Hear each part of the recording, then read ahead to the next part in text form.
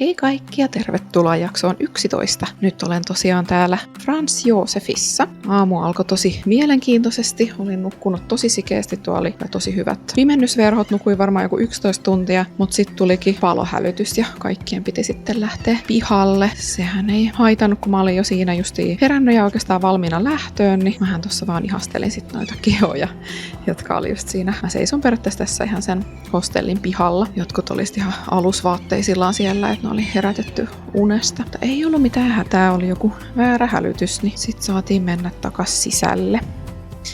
Mutta mulla olikin yksi jännittävimpiä juttuja tähän Franz Josef-päivään suunniteltu. Mä en ole ikinä mennyt helikopteriin ja mulla oli tälle päivälle varattu sitten helikopterimatka.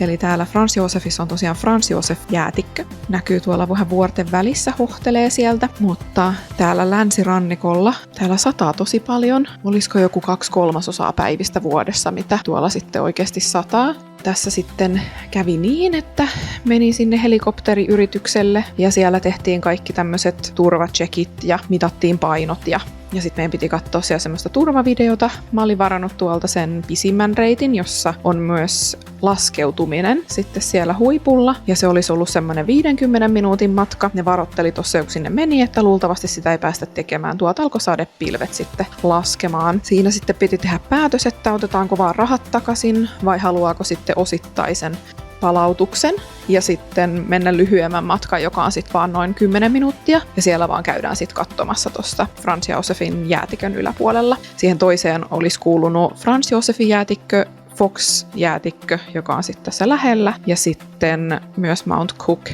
En ole ikinä mennyt helikopterilla, en todellakaan halunnut perua sitä kokonaan, niin totta kai otin sen lyhyemmän matkan. Pikkasen jännitti, että miltä se tuntuu. Mä tykkään lentää, mutta sitten kun mulla on välillä korkean paikan kammo, niin mä en aina tiedä, miten mä sitten reagoin tiettyihin asioihin. Ja pääsin sitten vielä etupenkille. Hui. Tässä alkoi jännittää. Tuolla vähän näkyy, mihin me ollaan menossa. Onneksi oli tämmönen kauhukahva kanssa tässä näin, niin pystyi siitä pitämään sitten kiinni. Valmiina lähtöön. Sitten noustaan. Tää tuntuu vähän joltain huvipuistolaitteelta, kun se lähti tästä. Ja sitten meillä oli kaikilla tosiaan noin tommoset kuulokkeet, niin tää lentäjä sitten tässä aina meille kertoi juttuja sitten tästä alueesta ja mitä me aina nähtiin täällä. Ja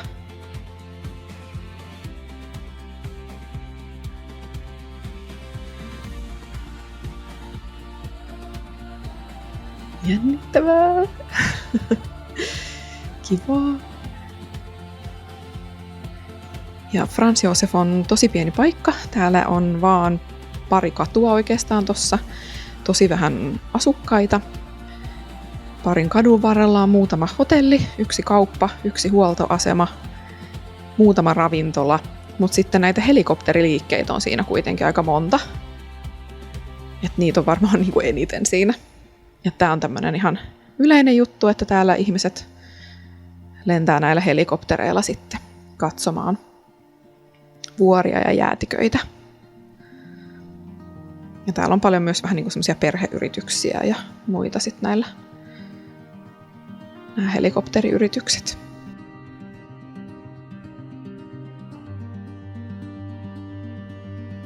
Sitten hän kertoi kans tässä samalla, että mihin asti tuo jäätikkö on ennen tullut, niin tuolla kun näkyy, tää on taas tätä tämmöistä Braided River-aluetta, niin tuossa laaksossa kun näkyy tommonen vihreä ikään kuin saari, niin se jäätikkö on ennen tullut sinne asti. Niin nyt kun mennään tässä eteenpäin tällä helikopterilla, niin näette miten pitkälle se on sitten vetäytynyt tuo jäätikkö. Totta kai se aina vaihtelee sitten niin kuin jonkin verran tässä, että onko talvi vai kesä, mutta että ei noin paljon.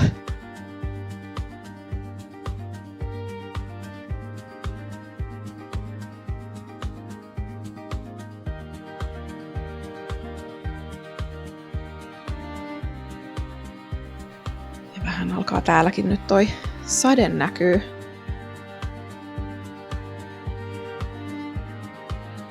Me oltiinkin kuulemma sitten viimeinen nousu tältä päivältä, että muut ei päässytkään sitten tässä lentelee enää. Hyvä ajoitus, vaikka sitten lyhenikin tää mun matka siitä alkuperäisestä suunnitelmasta, mutta ei haitannut, koska tää oli silti tosi upea kokemus, jota en vaihtaisi kyllä mihinkään.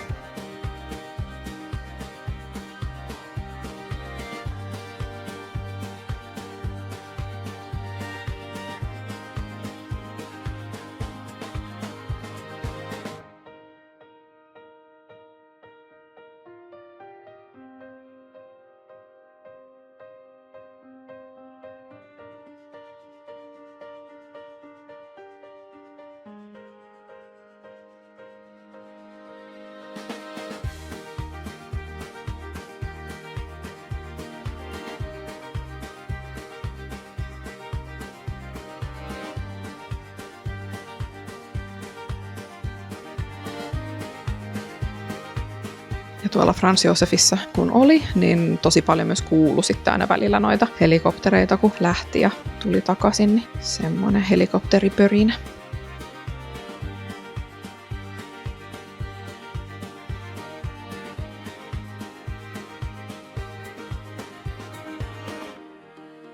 No nyt alkaa näkyä jäätikköä vähän lähempää. Miettikää, miten kaukana nyt se saari oli, tai se vihreä alue, mihin asti se on ennen tullut se jäätikkö, niin aika paljon vetäytynyt, kun tänne asti on mennyt. Tämä jäätikkö oli tosi sinistä. Se ei näy taas tässä niin kuin mun videolla yhtä hyvin, niin mä laitan tähän nyt vähän kuvia, missä näkyy vähän paremmin tätä värimaailmaa, että se oli oikeasti tosi tollanen jäätävän sininen. Ja tosi hurjat noi railot tuolla jäätikössä. Upeen näköistä. Tällä matkalla on kyllä tuntunut niin monta kertaa niin kuin epätodelliselta. Niin myös tässä kohtaa. Ui, kattokaa mitä railoja. Ja miettikää, kun kävelisitte tuolla. Tässä yhdellä toisella videolla näkyy, kuinka tuolla jäätiköllä on siis joku expedition. Niin kuin, että siellä on jotain siis tyyppejä tuolla. Ja ne on ihan semmosia kärpäsen kokoisia tuolla, niin mä en ymmärrä, miten ne pystyy kiipeilemään tuolla.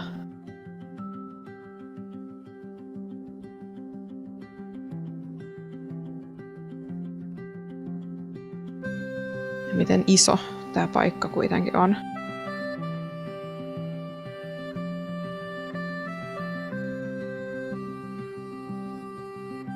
Ui, sit lähdettiin kaartua. Taas tuntuu joltain huvipuistolaitteelta. Miettikää, kun taisi teidän työ lennellä täällä helikopterilla joka päivä.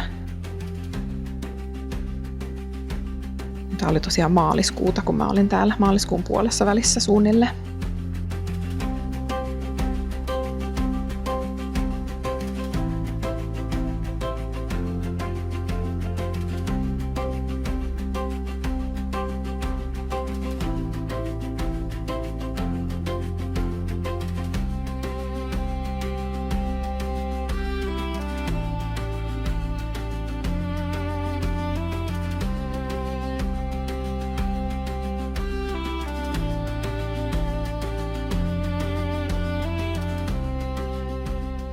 Nyt kattokaa, kun tuolla näkyy noi tyypit. Miten ne pääsee pois täältä? Ihan kauheeta. Vapaaehtoisesti tuolla vaan. Tommoset pikkuset. Niin noista ihmisistä nyt vähän näkee, että kuinka iso tää paikka on. Noin pieniä. Aika uskomaton. Mulla on aina ollut siis syvä rakkaus vuoria kohtaan, niin samalla ne pelottaa. Ja samalla on verkään korkeita paikkoja, mutta joku niissä niin kuin mua kiehtoo, niin voitte kuvitella, että olin aika innoissani tämmöisestä kokemuksesta. Tuolla tulee tuommoista sulamisvettä tuolta jäätikön alta. Sillekin oli ihan oma nimensä, miksi sitä kutsutaan.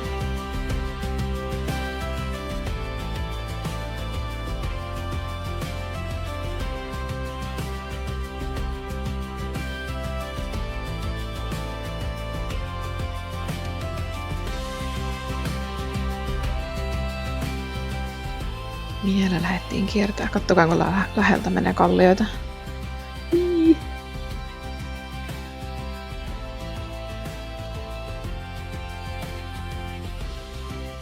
iso vesiputous ja se on vaan tommoista sulamisvettä. Mut siitä sitten tulee sitä Braided River. Franz Josefilta lähtee kans tosi paljon kaikkia vaelluslenkkejä tänne vuoristoon ja jäätikköön just katsomaan. Ja et jos olisi ollut pidemmän aikaa, niin olisi ollut kiva vähän enemmän sitten mennä kävelemään tonne metsiin.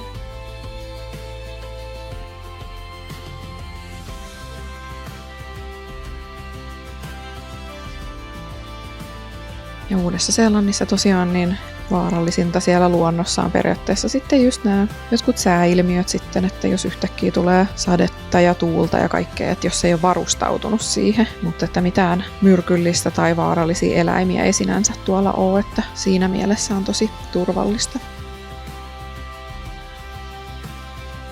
Mutta täällä on tosi niin kuin harvakseltaan asuttua tämä alue, että jos lähtee kanssa vaeltaa, niin kannattaa olla sitten sellainen beacon, semmoinen jäljityslaite tai satelliitti, joku semmoinen, miksi sitä nyt kutsutaan, niin semmoinen mukana, että jos jotain sattuu, niin just kaikki ensiapujutut mukana ja näin. Silleen kuitenkin pitkät välimatkat asutukseen.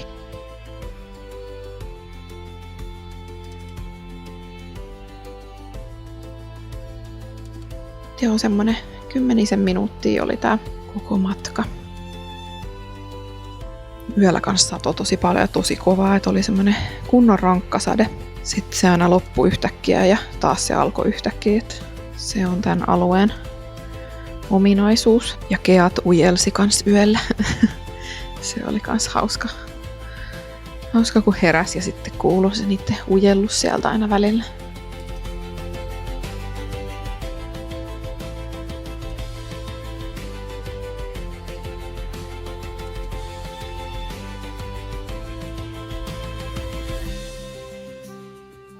No niin, sit laskeudutaan. Ja kaikki meni hyvin. Tykästyin kyllä tähän. Vois mennä joskus jossain uudestaankin. Ei huono.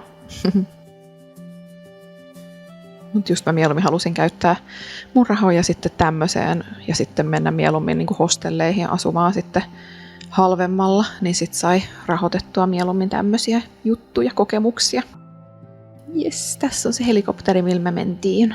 Tää oli kans tämmösiä roskakoreja tuolla sit, missä oli just varoituksia sit noista keoista, että ei jätä roskia mihinkään, että sitten ne keat syö niitä. Mut hei, miten tää päivä voisi olla vielä parempi? Niin Franz Josefissa on myös Kiwi Sanctuary. Kävin kyllä jo Pohjoissaarella yhdessä Kiwi Sanctuaryssä, mutta pakko se oli täälläkin käydä sitten vielä Pohjoissaarella. Se oli siellä Agrodomessa ja siihen ostettiin erikseen sitten oma lippu. Ja sitten siellä mentiin sen oppaan kanssa ja siellä sai olla semmoisen, me oltiin noin ehkä 10 minuuttia sitten katsomassa niitä kiivejä ja siellä puhuttiin niistä tosi paljon. No, tää oli sitten vähän tämmönen vapaamuotoisempi, eli täällä oli sitten yksi kiivi ja sitten siellä oli myös näitä Blue Penguin, mikä on maailman pienin pingviinilaji. Tää oli sitten ensin paljon tietoa näistä kiiveistä, niin kuin oli siellä toisessakin paikkaa, ja he täällä niin kuin suojelee näitä. Ja täällä on nyt se harvinaisin kiivilaji niistä 5, eli se Rowie kiwi. Ja täällä kun oli sitten semmoinen tila, taas samanlainen, mitä siellä toisessa paikkaa, siellä on infrapunavalo, siellä ei saa puhua, ei saa ottaa kuvia, ei saa olla puhelinta esillä, ei saa tulla niin kuin valoa tai ääntä mistään, että sitten se kiivi saa siellä rauhassa olla. Niin mä olin siis yli tunnin tuolla sitten sen kiivin seurana ihastelemassa sitä. Se siellä kuopi maata ja etti sieltä sitten matoja syötäväksi ja sitten se välillä meni johonkin lepäämään ja taas se lähti käppäilemään johonkin. Näillä on siis tosiaan käännetty rytmi niin sitten, että kun tulee yö, niin sitten sinne laitetaan valot päälle, että on ikään kuin muka päivä, vaikka on sitten yö ja sitten ne nukkuu ja sitten kun on päivä ja ne luulee sitten vähän niin kuin, että on yö ja sitten siellä on vaan se infrapunavalo, eli, mutta että siellä on muuten sitten niin kuin heille pimeätä, niin sitten siellä liikkuu, että ihmiset sitten voi niin kuin nähdä näitä ja mulle ainakin heti tuli semmoinen hinku sitten suojella näitä. Ihastelin ja ehkä välillä vähän valu kyyneleet, kun se oli mun mielestä jotenkin niin hellyyttävä ja koskettava ja niitä on niin vähän niin kuin jäljellä ja harmi, että vieraslajit on näin pahasti sit vaikuttanut niihin. Et sydän kyllä jotenkin suli noille kiiveille ja keoille ja fantailille. Mä jotenkin kaikki, en mä tiedä mikä tässä niin kuin oli, mutta kaikki noi Uuden-Seelannin lintulajit jotenkin vei mukanaan, että jotenkin musta olisi ihana muuttaisi tonne ja alkaisi vaan niin kuin tekisi töitä jollekin tämmöiselle niin kuin suojeluyhdistykselle tai jollekin, niin jotenkin ihan unelmatyö. Ja niitä Rowie-kiivejä on sitten vaan just ihan tällä alueella. Tässä on myös sitten toi pukeeko-lintu, mikä on uusseelantilainen vähän tommonen suolintu. No sitten nämä pingviinit. Nämä on siis tosi pieniä, mitä mä sanoisin, jotain ehkä 30 senttiä korkeita. Ja nämä kaikki, mitä täällä on, tämmöisiä rescue-pingviinejä. Ja ne on esimerkiksi löytynyt jostain rannalta silleen, että joku koira tai vene on päässyt käsiksi tai osunut sitten näihin. Tuolta yhdeltä puuttu kokonaan toi toinen räpylä. Ja joillain oli sitten noita tommosia kumilenkkuja kanssa auttamassa vähän jotenkin siinä. Yksi niistä oli kuulemma muutamankin kerran yritetty päästää vapauteen ja aina sille sitten jotenkin sattui jotain. Aina siitä sitten tuli soittoa, että hei, täällä olisi tämmöinen pingviini, mikä ehkä tarvii apua. Niin aina sitten palasi tonne takas, niin sitten ne päätti, että okei, he ei edes yritä enää vapauttaa, että hän saa elää elämänsä loppuun asti sitten tuolla hoidossa. Pienet tommoset sukkulat, kun ne ui tuolla. Suomeksi siis ihan sinipingviini. Ja se sinipingviini on maailman pienin pingviinilaji.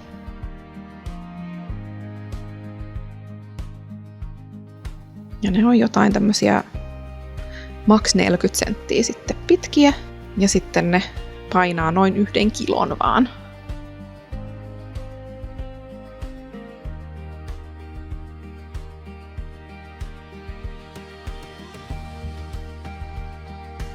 Ja Uudessa-Seelannissa on kans sit tämmönen liskolaji kuin tuotara, niin tuo oli kans sit sellainen, mutta se on ihan tämmönen endeeminen matelialaji Uudesta-Seelannista. Ja sitä on pidetty elävänä fossiilina. Tämmönen joku tosi alkukantaisten liskojen, niin ainoa tämmönen elossa oleva laji.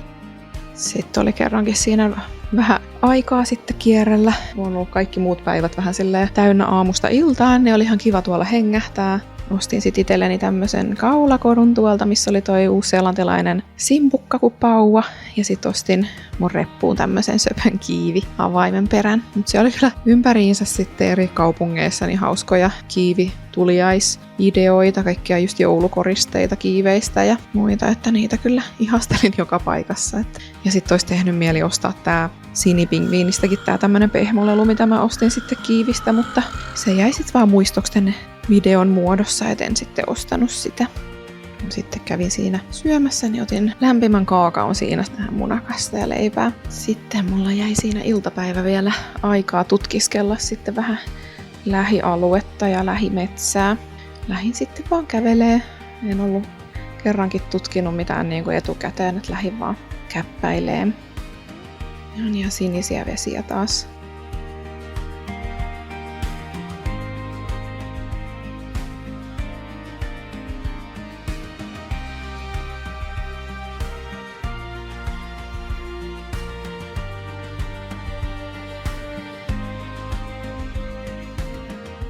No sitten löytyi vähän tälle yllätyksen tämmönen tosi söpö pieni saniaismetsä tästä, jossa oli niinku ihan muutaman minuutin matka periaatteessa, just ripeätä kävelyä kävelee. Mä tuolla kyllä otin ihan aikani ja kävelin ihan rauhassa ja ihastelin ja jäin kuuntelemaan lintuja laulua tuolla ja nautin luonnosta. Kattokaa nyt mitä kaikkia ihania saniaisia ja sammaleita ja ihania kasvustoja. Täällä kyllä kuuluu tosi paljon noi kaikki eri lintujen laulut. Niitäkin mä vähän äänittelin mun puhelimeen muistoksi. Fantailejä kyllä kans näkyy tuolla, mutta muuten mä en nähnyt niitä lintuja. En tiedä, mitä kaikkea lintulajia tuolla sitten oikein lauleskeli. Täällä kävi joku pari ihmistä mun lisäksi, vaan meni tuosta mun ohi vähän ripeämpää tahtia kuin minä, mutta muuten mä sain olla tuolla ihan yksin tuolla, että kyllä kelpas.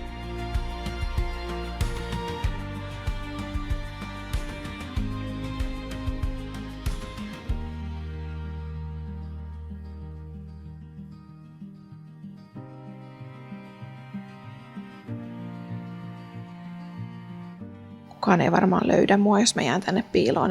Voihan mä jäädä tänne.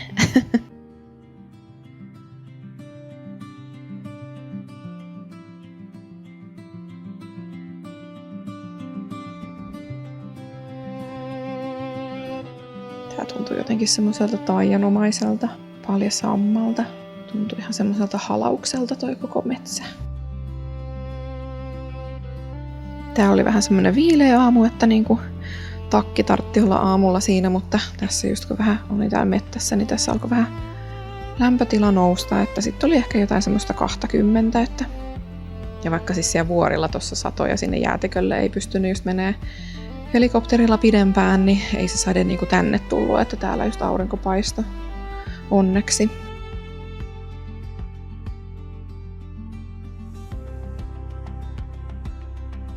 Ja tuosta mistä tää lähti tää Terrace Walk-kävely, niin se oli ihan ton niinku periaatteessa pääkadun varrelta. Siinä aika autoja menee ja sit kun sä kävelet tänne mettään, niin mitään ei yhtäkkiä kuulu, paitsi sitten lintujen laulut.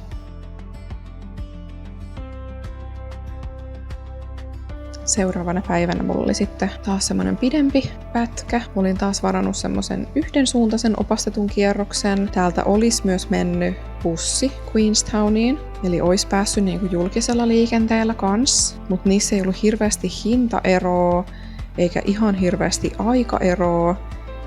Ja sitten sillä opastetulla kierroksella niin kuitenkin pysähdeltiin muutamaan eri kohtaan katsomaan sitten vähän mitä täällä matkan varrella on, niin valitsin sitten taas semmoisen opastetun kierroksen.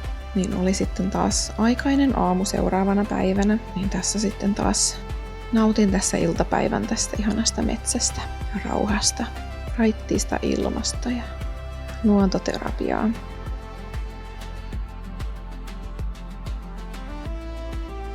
Tää oli tämmönen Terrace Walk, mutta aika hauska löytö. Se oli ihan siinä niin kuin kylän kupeessa.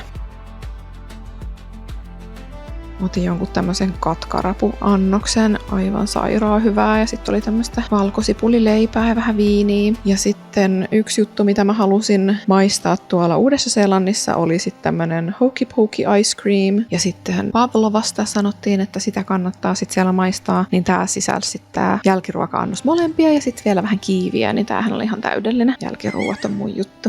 Ja taas sai siinä sitten illalla vielä ihastella viimeiset keat.